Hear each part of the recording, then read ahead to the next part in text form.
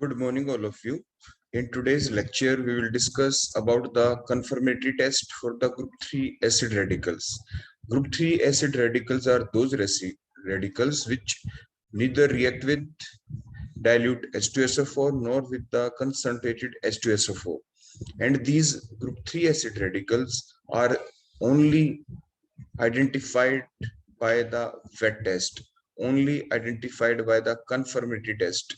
There is no preliminary test for these radicals, and these radicals are sulfate, phosphate, बोरेटाइन, आर्सेनेटाइन. आप इन सभी के जो test करेंगे वो डायरेक्ट टेस्ट करेंगे, डायरेक्ट वेट टेस्ट होंगे, डायरेक्ट कंफर्मेटरी टेस्ट ही होते हैं. इनके कोई initial preliminary test nahi hote. So let's proceed towards today's lecture about these group 3 acid radicals. So first of all, we will discuss about the determination of detection of the sulfate ion. As we already discussed, the combination test of the sulfate ion with the sulfide ion, thiosulfate ion. Here we are discussing only about the individual test about these acid radicals. So sulfate ion is also an acid radical which is generally been represented by SO4 2 negative charge, means 2 negative charge is present on the sulfate ion.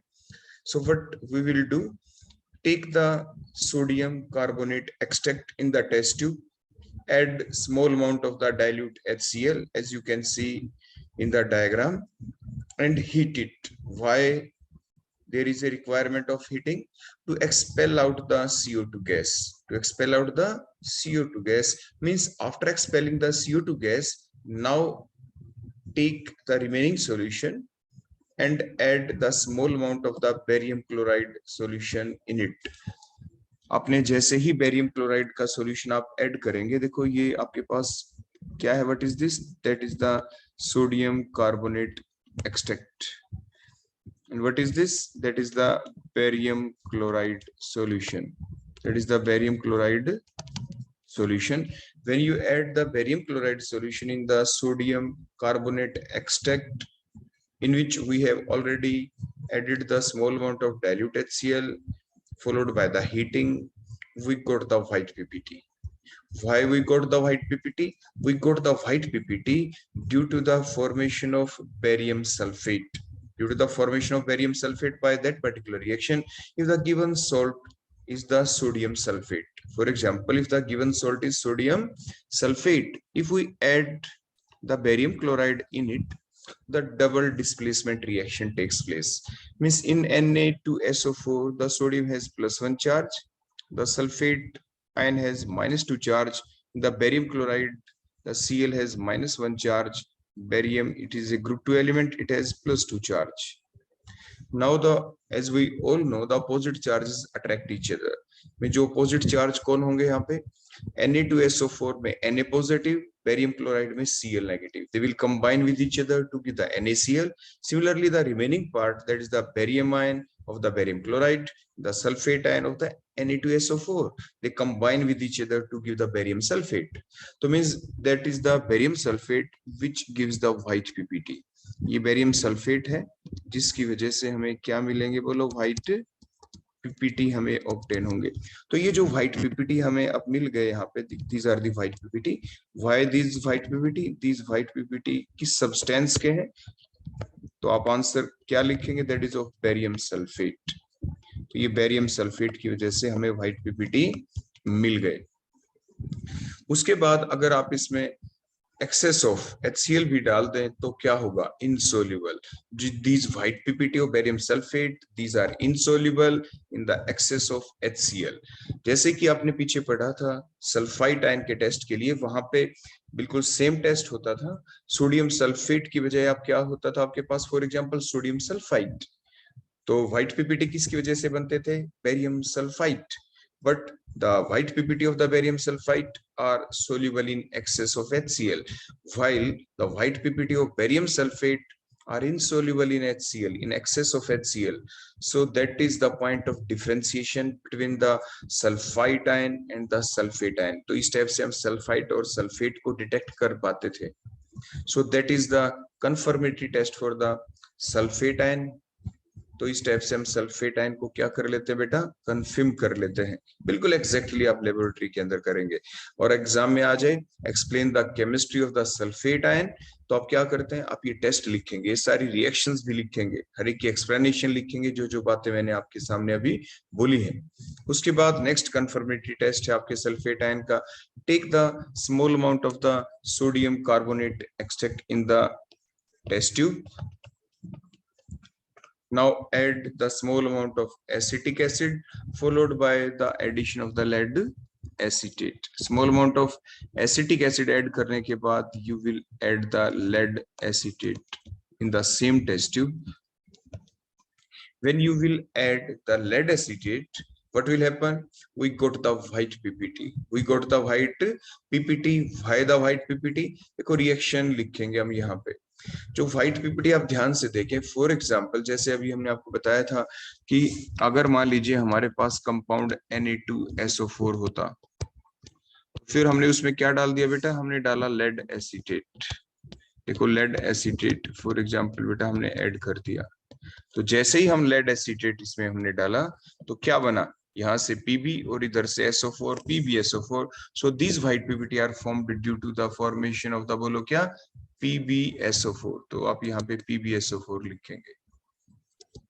These are the white PPT due to the formation of the PbSO4. ये जो white PPT आपको मिल गए बेटा, ये किस वजह से मिले हैं, PbSO4 की वजह से. एग्जाम में बेटा ये छोटे छोटे क्वेश्चन आपसे पूछे जाते हैं, आपके वाइवा के अंदर भी प्रैक्टिकल में आपसे ये क्वेश्चन पूछे जाएंगे, आपसे रिएक्शन लिखवा के देख ली जाएगी. Now what we do in the next step, now add the ammonium acetate or the concentrated H2SO4. देखो जो आपके पास ये व्हाइट पीपीटी आ गए थे बेटा, यहाँ पे देखो these are the white PPT, और ये व्हाइट पीपीटी किस सब्सटेंस की वजह से थे, that is the PbSO4. अपने सेम टेस्ट ट्यूब ली. Now you will add the ammonium acetate, ammonium acetate followed by heating. Now also heat it. तो जैसे ही आपने हीट किया, अब क्या होगा, या कंसंट्रेटेड H2SO4 आप ले सकते हैं. अगर आप अमोनियम एसीटेट ना डालें यहाँ पे, तो आप क्या ऐड करेंगे बेटा, यहाँ पे concentrated H2SO4. When you will add the concentrated H2SO4 of the ammonium acetate in this white PPT of the lead sulfate, then what will happen? The white PPT get dissolves. जो white PPT बेटा क्या हो गए, देखो ये dissolve हो गए हैं. अब किस लिए हो गए डिसोल्व, क्योंकि जो ये व्हाइट पीपीटी थे, जब आपने इसके अंदर क्या डाला, अमोनियम एसीटेट, जैसे ही आपने इसके अंदर अमोनियम एसीटेट ऐड किया तो प्रोडक्ट क्या बन गया, देखो ये रिएक्शन आपके सामने. सबसे पहले लेड सल्फेट बना व्हाइट पीपीटी, उसके बाद जैसे ही आप लेड सल्फेट में H2SO4 डालते हैं या अमोनियम एसीटेट डालते हैं, व्हाट विल हैपन, आपके फॉर एग्जांपल आपने सल्फ्यूरिक एसिड ऐड किया तो lead hydrogen sulphate will be formed, क्योंकि HSO4 के ऊपर -1 चार्ज और लेड के ऊपर बेटा क्या था, 2+ charge. So that is the formula PbHSO4 का ट्वाइस. तो इस टाइप से व्हाइट पीपीटी अब डिसोल्व हो गए due to the formation of that compound lead hydrogen sulphate. ये आप जरूर ध्यान रखेंगे. क्लियर हो गया बेटा. तो ये चीज बड़ी बेसिक है जो आपको ध्यान रखनी ही है. So that is the lead sulphate ion confirmed. So that is the next test for the confirmation of the sulfate ion. Now we will proceed towards the phosphate ion test. If the given mixture or the salt has the phosphate ion, then how can we detect the presence of the phosphate ion in it? So initially you will take a test tube. Now add small amount of sodium carbonate extract in it. After that add a very small amount of dilute HNO3 in it and then the ammonium molybdenate. बेटा exam में जब viva होता है तो उसके दौरान आपसे पूछ लिया जाता है what is the formula of ammonium molybdate, तो आप ये याद रखेंगे NH4 का ट्वाइस MOO4, MO मोलिब्डेनम है, जो कैपिटल O है दैट इज द ऑक्सीजन. तो आपको ये फार्मूला बेटा याद रखना है. Now what will happen when you add the ammonium molybdenate in the sodium carbonate extract? देखो जैसे आपने ये ऐड किया, देखो नीचे बेटा कौन था आपके यहाँ पे, that is the sodium carbonate extract. फिर आपने small amount of dilute HNO3 डाला और फिर क्या डाला इसमें आपने, अमोनियम मोलिबडेट, अमोनियम मोलिबडेट। तो जैसे ही आपने अमोनियम मोलिबडेट इसमें ऐड किया, फिर उसके बाद देखो बेटा आपको क्या करना, आपको बॉयल करना है। Now boil, now heat the mixture. आपके टेस्ट ट्यूब के अंदर अब ये जो मिक्सचर हमें मिल गया, अब आप इसको कंप्लीट सॉल्यूशन को आप हीट करेंगे। When you will heat, what you will observe that the yellow ppt will be formed due to the sodium phosphomolybdate, due to the formation of the sodium phosphomolybdate. Sodium phosphomolybdate बन जाएगा यहाँ पे जो आपका product बनेगा। तो yellow PPT के formula क्या होगा, सोडियम फास्फोमोलिबडेट का फार्मूला क्या होगा, Na3PO4.12MoO3। तो इस type say that is the complete reaction. अब रिएक्शन लिखेंगे आप, for example the given salt is sodium phosphate Na3PO4 plus, आपने इसमें क्या ऐड किया, रिएक्शन किसके साथ, अमोनियम मोलिबडेट के साथ plus HNO3। What will be formed? The yellow PPT due to the sodium phosphomolybdate formation will be formed along with these different side product.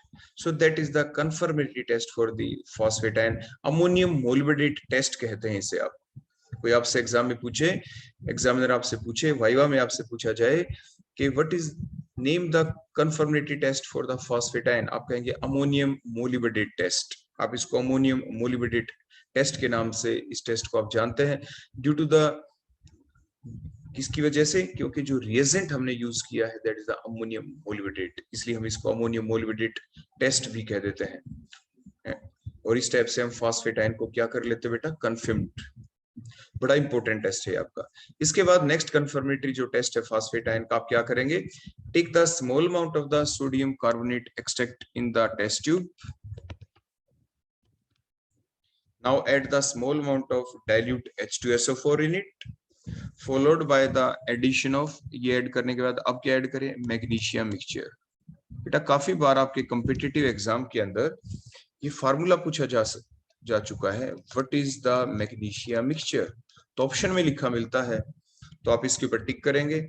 Means the mixture of these three compound, that is the magnesium sulphate plus ammonium chloride plus ammonium hydroxide. The mixture of these compound called as the magnesium mixture.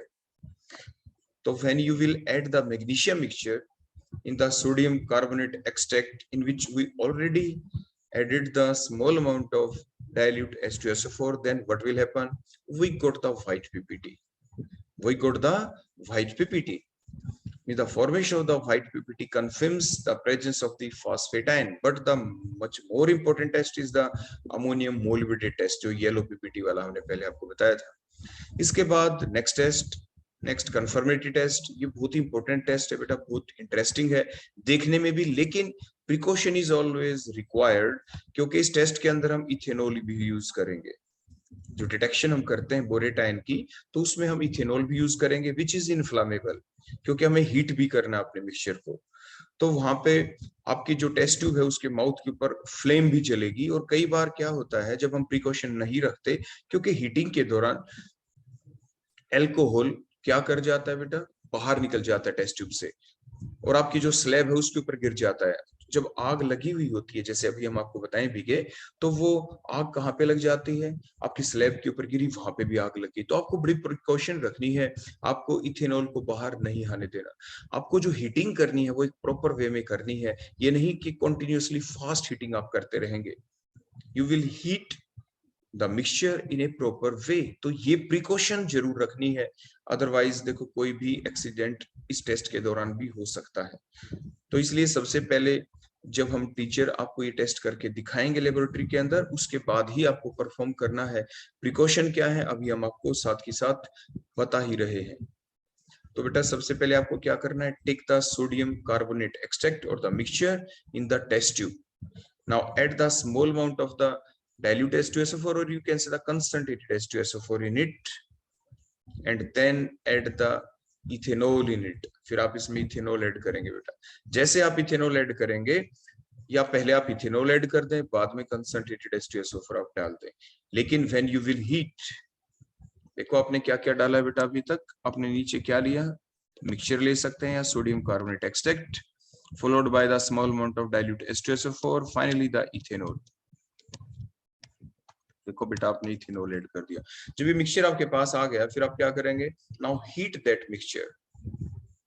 जब आप इसको heat करेंगे ना बेटा तो इसके अंदर से अब फ्यूम्स निकलेंगे बेटा, देखो बाहर, ध्यान दें, इसके अंदर से फ्यूम्स आएंगे देखो बाहर, क्योंकि इथेनॉल तो बेटा इसमें है ही। तो जैसे ही फ्यूम्स आएंगे तो उसके बाद आपको क्या करना है, जो ये बर्नर आपके नीचे जला हुआ है, आप एक बर्नर दूसरा भी ले सकते हैं। Take the another burner and place that burner near the mouth of that test tube. देखो ये जो टेस्ट ट्यूब है जिसको आप हीट कर रहे हैं, दूसरा बर्नर लेके आए और उसको देखो, देखा ना आपने, तो ये जो फ्यूम्स निकल रहे हैं, दूसरा बर्नर आप कहां पे ले आए, at the mouth of the test tube. मतलब दो स्टूडेंट भी आप मिलके इस टेस्ट को इजीली, इनिशियली आप ऐसा करें, बाद में तो एक इंडिविजुअल स्टूडेंट भी कर सकता है। मींस जैसे ही आप लेके आएंगे दूसरे बर्नर को at the mouth of the test tube, now what will happen, green edge flame will be formed at the mouth of the test tube. Test tube के माउथ के ऊपर ग्रीन एज फ्लेम एकदम से आ जाएगी। Green edge flame क्यों बनी बेटा, कौन सी रिएक्शन चली? फॉर एग्जांपल हमने जो कंपाउंड आपको दे रखा था वो सोडियम बोरेट है, Na3BO3, क्योंकि BO3 के ऊपर कैसा चार्ज होता है, that is the -3 charge, Na के ऊपर +1, तो इसलिए फार्मूला बन गया Na3BO3। कई बार हम आपसे ये भी पूछ लेते हैं वाइवा के दौरान, what is the formula of sodium borate. तो बेटा आपको फार्मूले लिखने आने चाहिए, आप इनकी प्रैक्टिस जरूर करें। आपको फार्मूले कैसे आएंगे, आपको हर स्पीसी के ऊपर कितना चार्ज होता है उसकी नॉलेज आपको होनी चाहिए। तो जितने भी एसिड रेडिकल्स आपको पढ़ाए गए हैं सभी के ऊपर कितना चार्ज है वही आपसे पूछा जाता है। जैसे बोरेट आयन के ऊपर BO3 के ऊपर 3- चार्ज होता है, देखा था आपने फॉस्फेट PO4 के ऊपर 3- चार्ज होता है। ऐसे ग्रुप 1 एलिमेंट जितने भी हैं आपके, जैसे सोडियम पोटाशियम, यहाँ पे सोडियम है तो उस पर +1 चार्ज होता है। और कंपाउंड ओवरऑल न्यूट्रल होता है, तो जितना पॉजिटिव चार्ज उतना ही negative charge. On that basis you can write down the formula of the compound.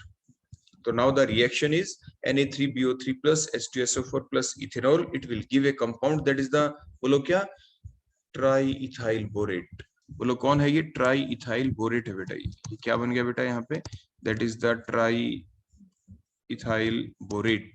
तो यहाँ पे बेटा ट्राईइथाइल बोरेट बनेगा आपका, ट्राईइथाइल बोरेट। यहां से हो सकता आपके माइंड के अंदर कुछ और नाम भी आ गया, वो भी हम अभी हम आपको बताएंगे साथ के साथ, क्योंकि उसी को कहते हैं कि आपकी तैयारी अच्छे से चल रही है। कोई भी नाम आपने सुना हो उससे कोरिलेटेड दूसरा नाम कभी भी आपने कहीं पर भी सुना हो और उसके बारे में आपको एकदम याद आ जाए, आप बता पाए, तो इट मीन्स आपकी प्रिपरेशन बिल्कुल ठीक चल रही है। तो यहाँ पे बना बेटा ट्राईइथाइल बोरेट। देखो जो इसकी स्ट्रक्चर क्या है, जैसे ये बोरॉन हमने लिखा, देखो ये BO3 3 नेगेटिव बेटा, ऐसे ही थी ना इसकी structure, BO3 3 negative, boron 3 oxygen और उसके ऊपर हमने लगा दिया negative charge. So that is the structure of that is the structure of the borate ion. ये बोरेट आयन की बेटा स्ट्रक्चर बन गई। अब ट्राईइथाइल है, ट्राईइथाइल मींस जो ऑक्सीजन के ऊपर देखो जो नेगेटिव चार्ज है वो आप रिमूव करें और बेटा कौन सा ग्रुप लगा दे यहाँ पे, ethyl group. Ethyl means organic में आपने पढ़ा है CH2 सिंगल बॉन्ड CH3। देखो बेटा इस टाइप से आप इकट्ठा लिखना चाहें तो देखो इस टाइप से C2H5 आप लिख सकते हैं, C2H5 आप लिख दें। So that is the structure of triethyl borate. तो ये जो ट्राईइथाइल बोरेट आपका बना, ये वो कंपाउंड है जो ग्रीन कलर दे रहा है यहाँ पे। तो यही वो कंपाउंड है जो ग्रीन एज फ्लेम आपको दिख रही है ना बेटा, that is due to the triethyl borate. तो ये एक ऐसा इंपॉर्टेंट टेस्ट है जिससे कि हम कंफर्म करते हैं द गिवन मिक्सचर और the salt contains the borate ion. अब एक चीज बेटा मैंने अभी आपको बताई थी कि जो ये ट्राईइथाइल बोरेट बना, तो यहीं से आपके दिमाग में एक क्वेश्चन और आया होगा, बिल्कुल इससे मिलता जुलता सा ही, बिल्कुल ऐसा ही, लेकिन वो ट्राईइथाइल जैसे बोरेट बना, वो पता है बेटा कब आपने सुना होगा इसी टाइप से, लेकिन उसमें बोरेट नहीं बेटा, उसमें कार्बोनेट था। कुछ बच्चे लिख रहे थे अभी चैट बॉक्स में, वो क्या है, देखो वो आपने कुछ ऐसे पढ़ा था बेटा, देखो वो साइड में है, इस टेस्ट से उसका कोई रिलेशन नहीं। आपने ये पढ़ा था बेटा कि मान लीजिए लेबोरेटरी के अंदर आपके पास क्लोरोफॉर्म की बोतल रखी होती है, उसको ये कहा जाता है किस में डालें, you will always place that chloroform बोतल in the chloroform in the brown bottles and fill it up to the brim. क्योंकि अगर आप ब्राउन बोटल्स में नहीं भरते तो लाइट उसके अंदर इजीली पास हो जाती है। और देखो क्लोरोफॉर्म को तो आप यूज करेंगे ही बोतल से, क्लोरोफॉर्म तो देखो यूज होनी ही होनी है।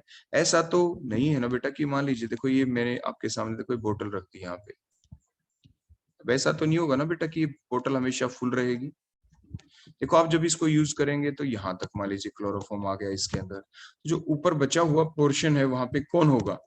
If there is nothing air will be there, जो एयर है वो वहां पे होगी, एयर विल बी देयर। तो मीन्स नीचे तो बेटा कौन है यहाँ पे? क्लोरोफॉर्म।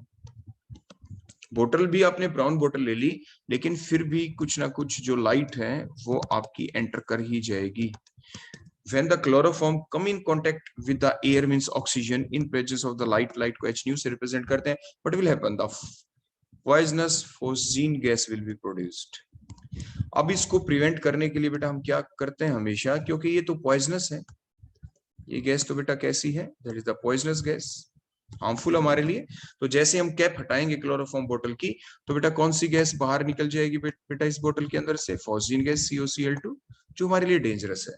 हम चाहते हैं ये फॉस्जीन गैस बाहर ना निकले जब हम ओपन करें, तो क्या करेंगे हम पहले ही इस बोतल के अंदर, क्लोरोफॉर्म बोतल्स के अंदर 0.6 to 1% इसमें इथेनॉल ऐड करके रखते हैं बेटा, इथेनॉल। तो अब क्या होगा? फॉस्जीन गैस ऐसा नहीं कि वो नहीं बनेगी, फॉस्जीन गैस तो बनेगी, लेकिन जो इथेनॉल हमने ऐड कर रखा होता है पहले से ही क्लोरोफॉर्म बोतल में, कितना ऐड करते हैं? In a very small amount. Small amount का मतलब 0.6 to 1% इथेनॉल। तो जैसे आप ऐड करते हैं तो अब यहाँ पे कंपाउंड बनता है, that is the di ethyl. देखो बेटा ऊपर मैं यही बोल रहा था, जो सुने हुए शब्द होते हैं ना, ऊपर हमने सुना ट्राई इथाइल, तो यहाँ पे बेटा डाई इथाइल, डाई इथाइल, वहां पे था try ethyl, di ethyl carbonate, वहां पे था बोरेट, और यहाँ पे है बेटा कार्बोनेट। लेकिन फिर भी जैसे कुछ बच्चों ने बताया कि ऐसा कुछ सुना हुआ नाम यहाँ पे भी था, बिल्कुल ठीक है, वहां पे ट्राई इथाइल बोरेट बना है, लेकिन यहाँ पे बना डाई इथाइल कार्बोनेट। क्योंकि कार्बोनेट आयन आपके सिलेबस में है, स्ट्रक्चर आप पढ़ चुके हैं कार्बोनेट आयन की, देखो उसकी स्ट्रक्चर भी आपको बता देते हैं डाई इथाइल कार्बोनेट की। देखो आपके पास ये कार्बन है, उसी टाइप से बेटा देखो ये एक ऑक्सीजन, ये सेकंड ऑक्सीजन, ये थर्ड ऑक्सीजन। कार्बोनेट CO3 के ऊपर 2- चार्ज होता है, दो जगह मान लीजिए मैंने नेगेटिव चार्ज लगा दिया तो वैलेंसी कंप्लीट करें, ये डबल बॉन्ड लगा दिया।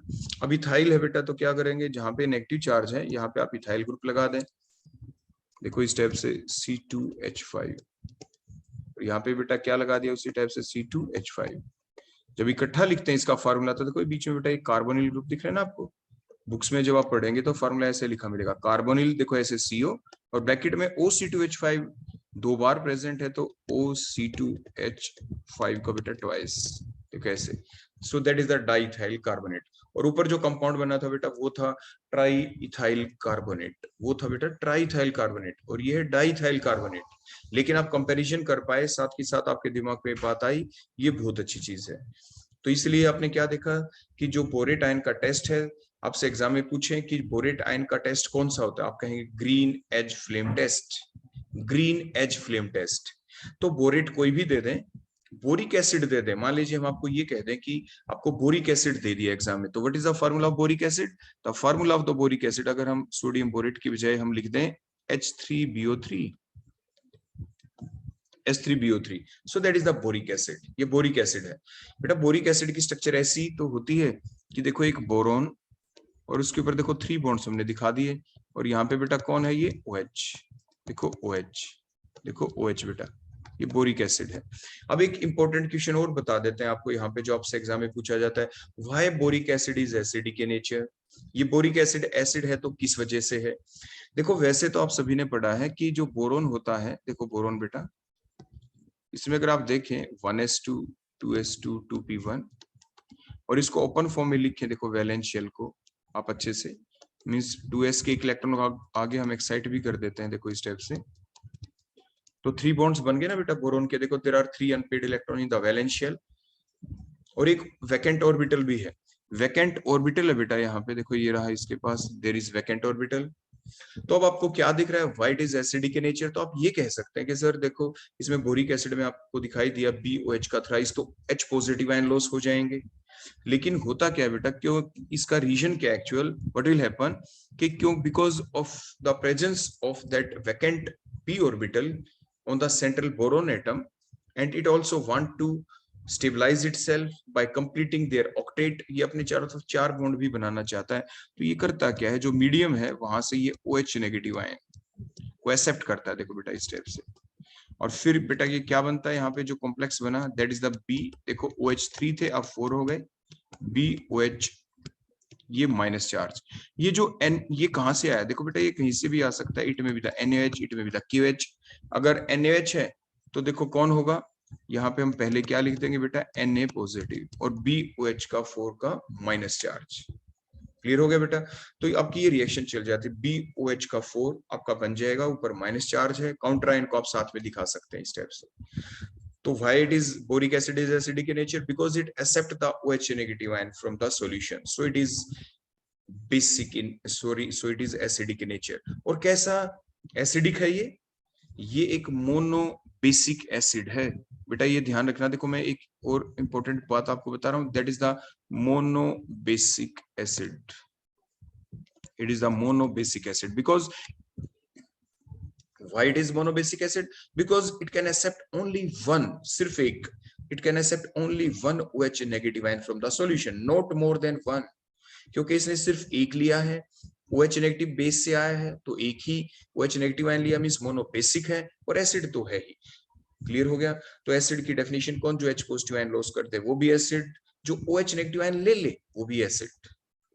क्लियर हो गया। NaOH बेस क्यों है, क्योंकि इसने OH नेगेटिव आयन लॉस किया है, तो जो OH नेगेटिव आयन को लॉस करे वो बेस, जो H नेगेटिव आयन को एक्सेप्ट करे वो आपका एसिड। तो ये मोनो बेसिक एसिड है। दिखने में आपको इसके स्ट्रक्चर में जरूर बेटा आपको दिख रहा है कि बोरोन के ऊपर 3 OH नेगेटिव आयन है और इसको 3H पॉजिटिव आयन लॉस कर देने चाहिए, लेकिन ऐसा नहीं, ये एक मोनो बेसिक एसिड है। ये प्रूव किया जा चुका है रिएक्शन के बेसिस के ऊपर भी, सॉल्ट फॉर्मेशन के बेसिस के ऊपर भी। तो ये चीज आप जरूर ध्यान रखेंगे।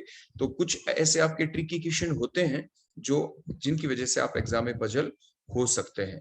सो that is all about the confirmatory test of the group 3 acid radical. साथ के साथ हमने कुछ बेसिक बातें भी बेटा आपको बता दी हैं, तो वो भी आप जरूर ध्यान रखें। एग्जाम में वाइवा के दौरान टीचर का क्या होता है, जो चीज आप मान लीजिए टीचर ने आपसे कोई क्वेश्चन पूछा, आपने उसका जवाब दिया, आपका जो जवाब होता है ना, उस जवाब के अंदर आप बड़े सोच समझ के जवाब दें। जवाब प्रॉपर होना चाहिए, उसकी वर्डिंग प्रॉपर होनी चाहिए, क्योंकि जो भी शब्द आप बोलेंगे टीचर क्या करेगा, उन्हीं आपके आंसर वाले, जो भी आपने आंसर दिया है उसी आंसर के अंदर से जो जो वर्ड आपने बोले उन्हीं में से किसी एक वर्ड को टीचर पिक कर लेगा। फिर टीचर आपसे पूछ लेगा अब इसके बारे में बताएं। तो मीन्स आप सिर्फ वही शब्द बोले आंसर के दौरान जिनके बारे में आपको प्रॉपर नॉलेज हो, जिनका फर्दर आगे जवाब दे पाए।